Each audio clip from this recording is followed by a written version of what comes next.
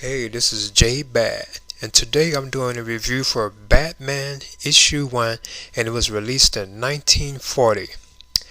And this issue featured, I think, the first appearance of Dick Grayson as Robin, and also Catwoman, and even the Joker.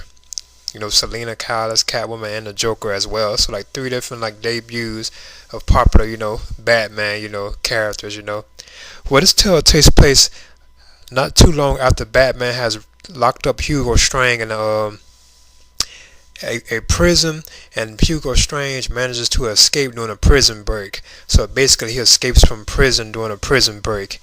Now, he eventually frees 5 inmates from the Metropolis Insane Asylum, and that's what the asylum was called at the time, Metropolis Insane Asylum. And after this, a month later, a huge 15-foot human monster terrorizes Manhattan, because Manhattan was really Gotham City at that time, back in those days, before they created Gotham City. So Batman uses his bat gyro, which is like his bat plane or bat wing, his flying bat vehicle basically, to follow the monster to Hugo Strange's hideout.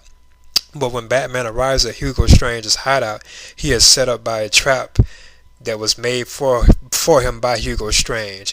And this is where Hugo Strange explains to Batman that he created the monsters with an extract that speeds up their growth glands. So eventually he injects the same extract into Batman, who now must find an antidote within 18 hours, or he will become human, like a large super monster like the previous humans that Hugo Strange could change with the extract. Now I thought this was a fun tale, and it was interesting getting a look at Hugo Strange too as well.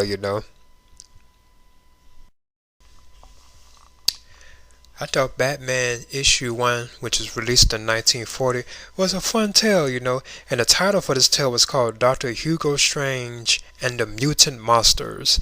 It was nice getting a good look at Hugo Strange, who was actually before the Joker, and villains like that. He was actually one of Batman's really earliest villains, that returned on a regular basis. Now I thought this was fun, and it was very violent, and Batman uses his back gyro a lot throughout this tale, but there was also a lot of violent deaths, which were by Batman to himself. He actually killed a couple of people in his tale, which further enhances of him, the persona of him being a dark and brooding hero, at that time.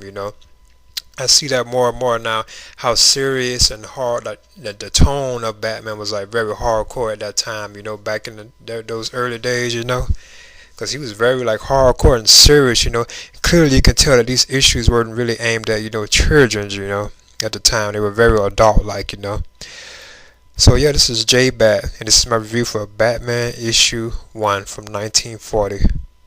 Okay.